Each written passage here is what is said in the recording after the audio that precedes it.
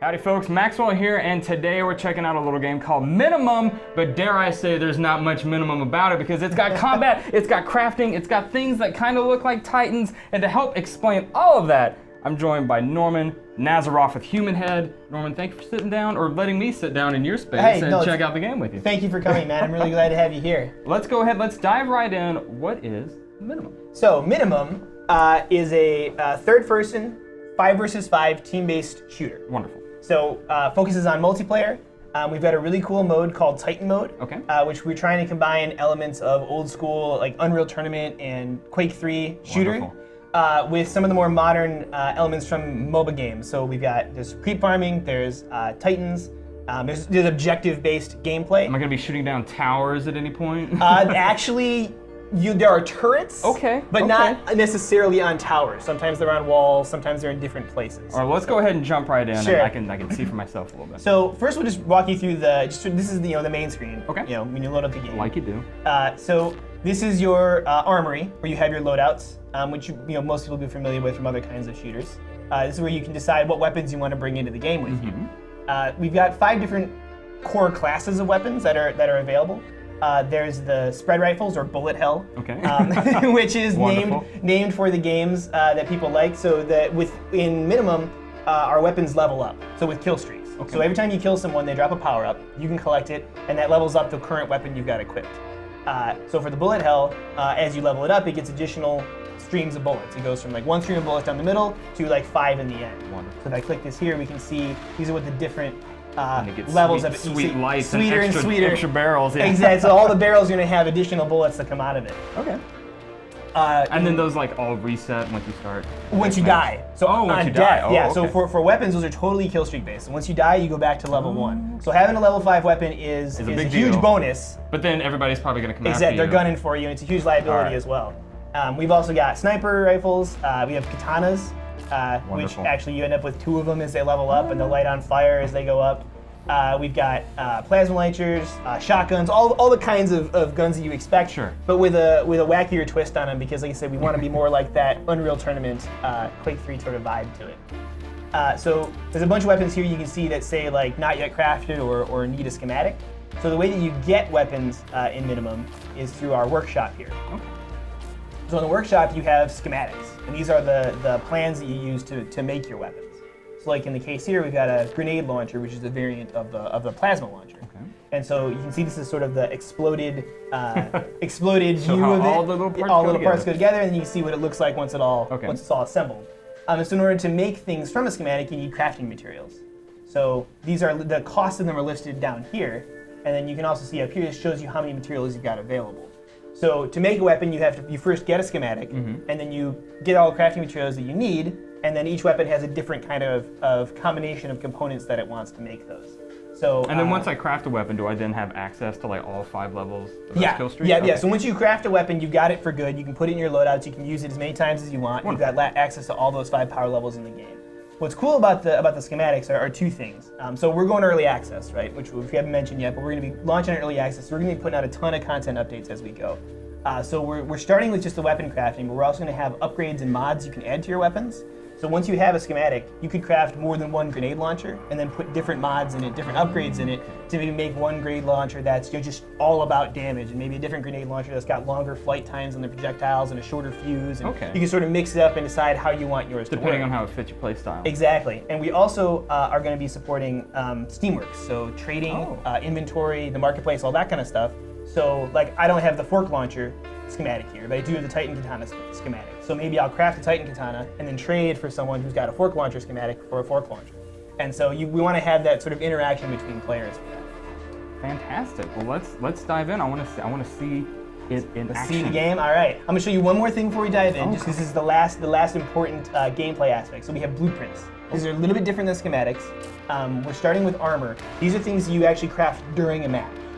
So they use a different set of materials that you acquire by killing enemies and achieving objectives and stuff. And so you can craft, there's helmets, body, torso, and legs pieces. And they give you different stat benefits. Like the Berserker helmet gives you additional damage, but you also take more damage.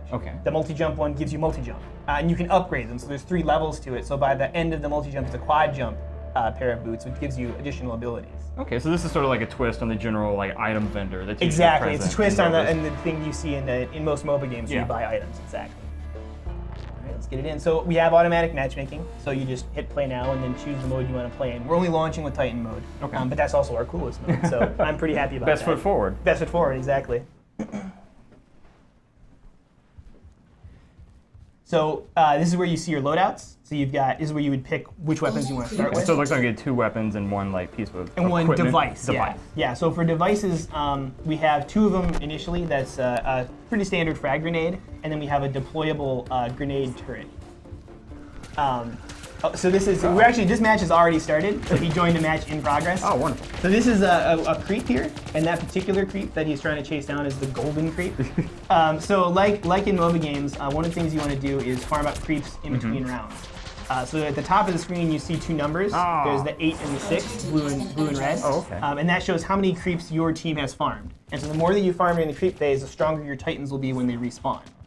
And so the golden creep, which is why their Titan icon just turned yellow, the golden creep gives a bunch of additional because they've got like buffs. the golden creep boost. Exactly. So in addition to just having more creeps overall, they've also got the golden creep. So they're pretty far ahead during this round. Now, does this map layout follow through the traditional MOBA style, like set lanes with a jungle type environment in the middle? Sort of. I mean, so these are the creep areas. So there's 2 on this map, and they're in this sort of cave area. So they're off to the sides, and there's 1 lane going down the middle where the Titans march.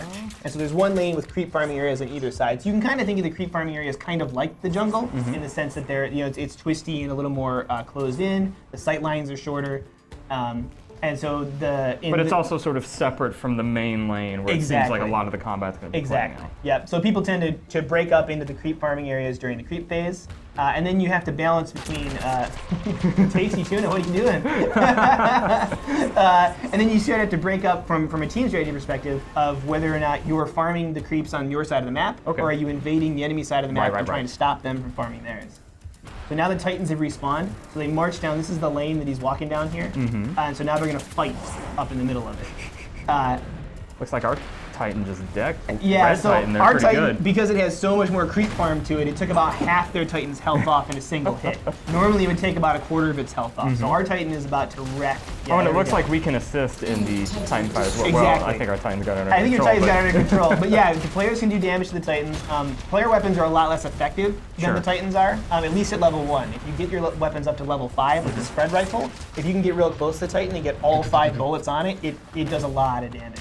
But now these are the defensive walls that came up if you just walked past. We got to get revenge on Tasty Tuna real quick. Here, we'll take a look Tasty at Tuna it. Or maybe not. That's teamwork right there. Tasty Tuna was the bait. But defensive walls, so like, are you building defenses on the map? Like, no, I see we've got like this little blue icon here. These icons here, this is where the walls come up out of the ground. So they raise up when the Titans approach. And so you see this one's been destroyed here. And if he keeps walking forward, he'll see that actually our Titan just died. But there was a wall over that the Titan was beating on. So Titans are the only things that can do damage to walls.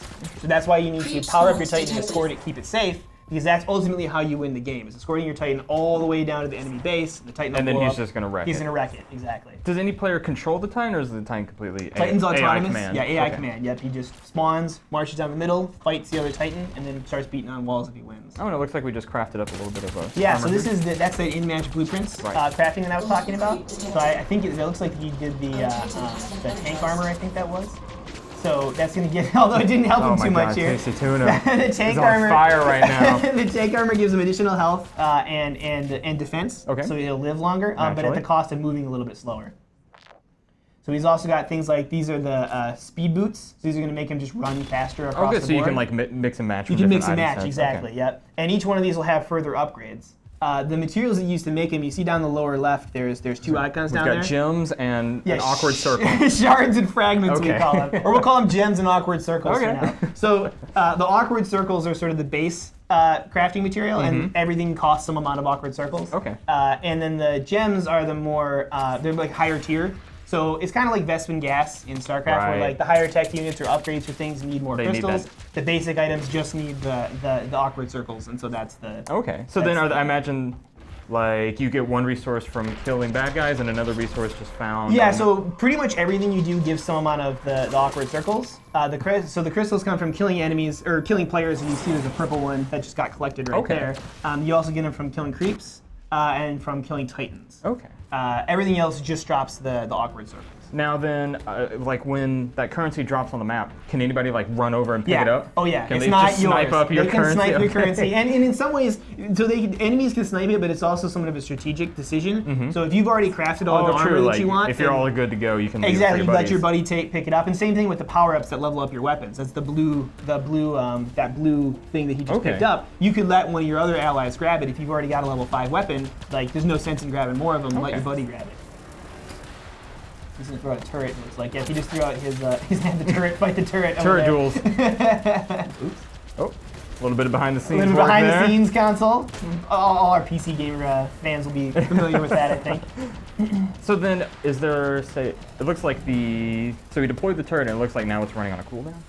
Yeah, so it's gonna recharge the cooldown until he can use it again, and I don't know why Zilla's ignoring now. That's why I guess. Like Zilla knew what he was doing. So he used the frag grenade. Yeah, so it'll recover on cooldown, and then you can only put one turret out at a time. Okay. So he couldn't put another one out until that one was either destroyed or removed in some way.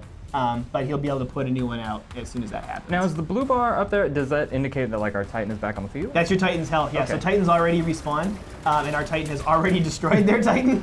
So during that farming phase, I wasn't even paying attention. So blue team just dominated that farming phase. We're cleaning it up right now. now. There's like a 50 creep differential here, so this is going to be over. This match is pretty much over at this point. He's going to bust through this last wall, and they're going to make a desperate attempt. Oh wow, Minimum 2 is doing some work now. No. Oh no. Not even. Oh, but he got him though. Twin katana super mode. So he's doing some work, but I think it's too late. We can see that their second wall is already down. He's certainly the people's base hero. Momentarily. Oh, okay. There we go. There it is. And of course, cool action pose there. That's right, cool action pose for the end. Victorious. And bazambo. Boom goes the dynamite. As they say on the classic. internet. Such a classic. So this is one of our 2 maps. This one's called the Desert Canyon. And unfortunately, it's going to do the Desert Canyon again. That's all right. I say so. Anything else like post games? It looks like missions. I don't think we touched on that yet. Yeah, so missions are something that you get periodically. They'll give you different goals, so like kill a certain number of creeps in a match, or like win 5 matches with a particular weapon, or that kind of thing. And so by completing missions, you get additional crafting material rewards. So it's a way to get more crafting materials to make more guns. Okay. So even if you lose the round, you can still complete a couple of missions. Exactly. Maybe not feel quite so bad. Exactly. Yeah, and you get rewards just for completing a match. So you get a bonus for winning, but just being in the match at all, you'll still get something. Yeah. All right, Norman. Well, is there anything else you want to touch on real quick before we wrap it up? We're super excited to go early access, so that'll be really soon. Very soon, early access. And we want to be a true early access game. Like, we're looking for serious feedback from players. We want them to get in there and play it. This is not just free demo time. Exactly. Yeah, exactly. We're not just using this as paid beta essentially. Like, no, we actually want a conversation with the players. We want them to let us know what they like about it, what they don't like about it, what kind of features they want to see.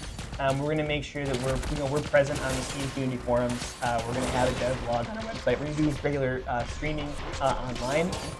And so we want the players to really talk to us, and we'll show them things early, stuff that's not done yet. We've got a new map that's in progress. It's about 50% done. We're going to throw that up on our dev blog pretty soon and let the players take a look at it and tell us, what do you guys think? You think there's any idea of like a release date, release window?